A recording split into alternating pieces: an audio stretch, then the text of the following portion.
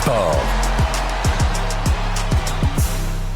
Quelle journée de sport hier, Justine, bonjour. Bonjour. Bon, commençons par le Canadien qui terminait son voyage, ses 7 matchs du temps des fêtes.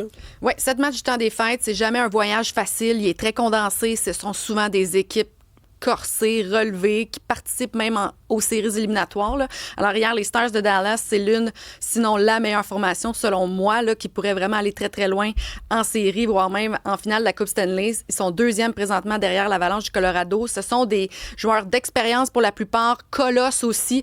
Et hier, je trouve que le Canadien s'est très, très bien débrouillé rapidement. Je sais pas pour toi, Mario, mais j'ai comme l'impression que Dano est venu équilibrer certains trios et que là, on commence à voir la chimie aussi se développer. Tout le monde a travaillé bien. Oui, exactement. Je veux dire, avec surprise, là, le ménage à trois semble avoir fonctionné, du moins pendant le voyage. J'ai comme l'impression que peut-être qu'une fois de retour à Montréal, là, dans les prochains jours, on va prendre une décision à ce sujet-là. Je parle à travers mon chapeau, mais Montembeault qui a bien fait hier, mais surtout, on a senti le désir dans le vestiaire d'aller chercher la victoire pour lui, le soulagement. Tout le monde est tellement content d'enfin le revoir remporter des matchs parce que tout le monde avait confiance en lui, là. C'est ça qu'on entend dans le vestiaire. On n'a jamais perdu confiance en lui, alors de le voir retrouver ses moyens, c'est mission accomplie pour tout le monde. On revient à Montréal avec 10 points sur une possibilité de 14. Ce qui est énorme pour le voyage. C'est énorme. Beaucoup de fatigue, mais là, on a un 3 jours de repos. Ça reprend mercredi soir face aux Flames. On est deuxième dans l'Atlantique, en très bonne position, quelques matchs en main. Alors, visiblement, là, ça va très, très bien pour commencer l'année pour les Canadiens. Ouais.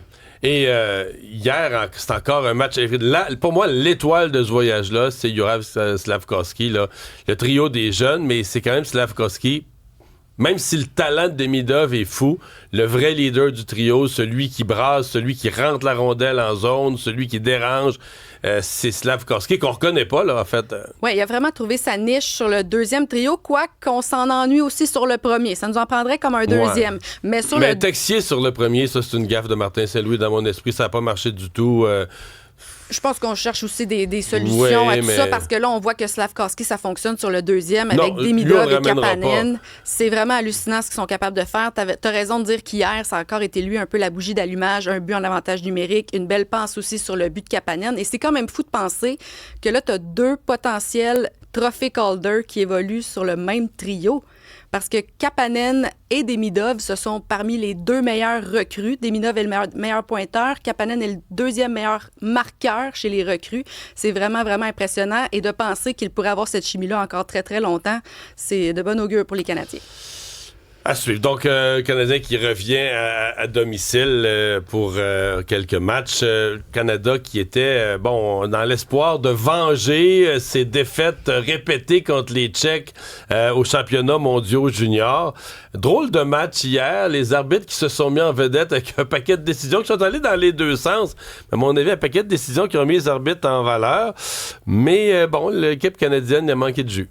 Oui, puis non seulement je pense qu'on voulait aller chercher une vengeance, on voulait aussi aller se convaincre qu'on a notre place en match de la médaille d'or. Oui, parce qu'on a un peu perdu nos lettres de noblesse depuis plusieurs années. Et là, on réalise que visiblement, le Canada tire de la patte tranquillement. Non seulement il y avait un seul Québécois dans l'équipe, mais même le Canada a de la difficulté à accéder soit au demi-finale et là, au match de la finale. Hier, tu as raison de dire que à chaque fois que le Canada faisait une bonne chose, on faisait une erreur ou on permettait à la Tchéquie de répliquer dans les secondes qui suivaient. On n'a jamais vraiment réussi à s'imposer, même en tir de pénalité. La cage est complètement béante. On donne un deuxième tir de pénalité à Michael Age, l'espoir des Canadiens, qui rate complètement sa deuxième chance. Et je pense que peut-être à ce moment-là, ça a été un tournant dans le match parce que c'était l'égalité. Ça aurait peut-être vraiment permis au Canada de prendre les devants et de s'installer confortablement. Mais non, on a vraiment permis à la Tchéquie d'être opportuniste puis de s'imposer. Mais en troisième période, le Canada crée l'égalité. Il reste 4 minutes. On pense peut-être là les chances. C'est l'euphorie, là. Et comment tu donnes dans la minute qui suit une chance de marquer, une entrée en zone à l'adversaire? Ça a été, je sais pas, on aurait l'impression que dès que les Tchèques avaient besoin d'un but, ils forçaient le jeu, ils allaient le marquer, que le Canada avait pas les moyens de les arrêter. Oui, ou que c'était une erreur coûteuse dans le sens où la rondelle a dévié sur le patin devant le gardien de but. C'était difficile à arrêter, mais visiblement, le dieu du hockey n'était pas du côté du Canada hier. Ceci dit, c'est tout un flop, point de vue organisationnel. C'est au Minnesota, le tournoi a lieu aux États-Unis. Hier, c'était les 2 matchs de demi-finale, les Suédois qui ont battu les Finlandais. Ensuite de ça, Canada-Tchéquie. Mais c'était vide, Justine, ça n'a pas de bon sens. J'ai jamais vu un amphithéâtre de hockey vide comme ça pour des matchs de semi-finale. Vide. Tu sais, dans le match, par exemple, tu vois un petit groupe de Suédois là, dans tel coin, là, un peu plus loin, un petit groupe de Finlandais, à travers des océans de bancs vides. Bien, t'as raison. Moi aussi, j'ai remarqué ça. Je sais pas si c'est parce que les Américains avaient été éliminés là, quelques jours avant par la Finlande. Aidé, mais quand même, t'as les meilleurs espoirs au monde qui s'offrent en spectacle à côté de chez vous. Minnesota, on dit, c'est supposé être une ville de hockey. Là, c'est Minneapolis-Saint-Paul, une ville de hockey. Personne dans les estrades. Ouais, on tente des choses. Tu sais, même dans la Ligue nationale, je regardais le match extérieur là, à Miami, puis je me dis... Il est où l'essentiel du match extérieur avec les tucs à Théodore, puis le froid, puis le...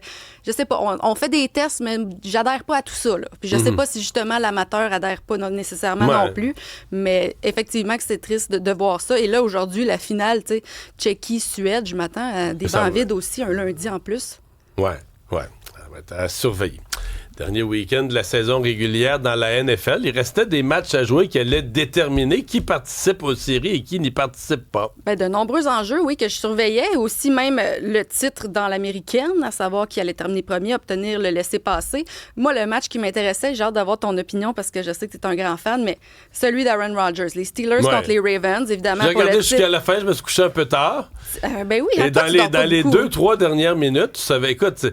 Je me disais, cette ligue-là, c'est le dernier match, c'est le dernier quart de la saison, c'est le dernier 2 minutes de la saison. À la fin, c'est le dernier 2 secondes de la fin de la saison. On savait toujours pas qui allait gagner. Là. C'est incroyable parce que je pense que la première demi était nettement à l'avantage des Ravens. Et là, en deuxième, les Steelers reviennent et on a probablement vu le meilleur match d'Aaron Rodgers, que tout le monde pensait qu'il était terminé l'année passée, je vais dire. Là.